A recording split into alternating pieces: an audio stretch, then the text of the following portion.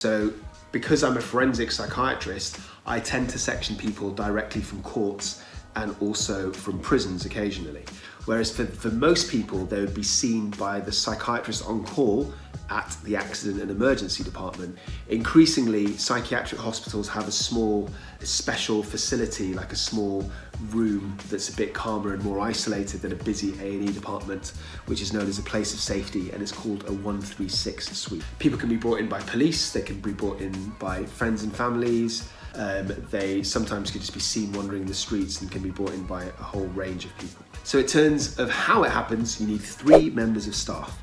2 independent doctors, and they have to be independent. They can't know each other, work for the same hospital to make the process fair. At least one of whom has to be Section 12 approved, like I am. Section 12 approved means that that doctor is fairly senior, they've been through a certain amount of training, they have been through specific training to do with the Mental Health Act, they need references from consultants, and they need to satisfy a Section 12 panel that they have the expertise and the knowledge to utilise the Mental Health Act and to section people appropriately. Also needs an AMP, an AMHP, an approved mental health practitioner. So that's usually a senior social worker who's also been through a lot of specific training about the Mental Health Act. So it's actually the AMP that does all the paperwork, that makes the application, and the doctors kind of back them up with their opinion. So the AMP has to also phone the relatives, and relatives are involved in the decision and the assessment as much as possible. In terms of the actual assessment, these 3 members of staff go into the room, they see the patient, they assess them.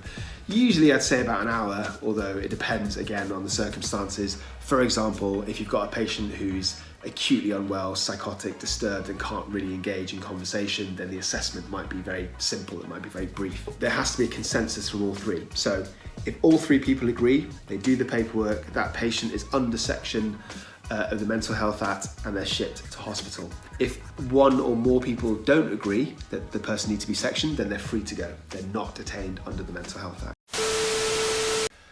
Hello cruel world. What you just saw there was a tiny little tantalising taste, kind of nutty, of a much longer episode. You should go check it out if you're interested. The link will be in the description below.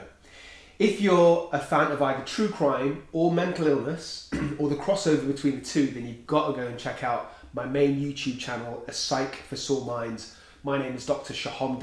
I'm a consultant forensic psychiatrist. I assess mentally disordered offenders for a living so that you don't have to.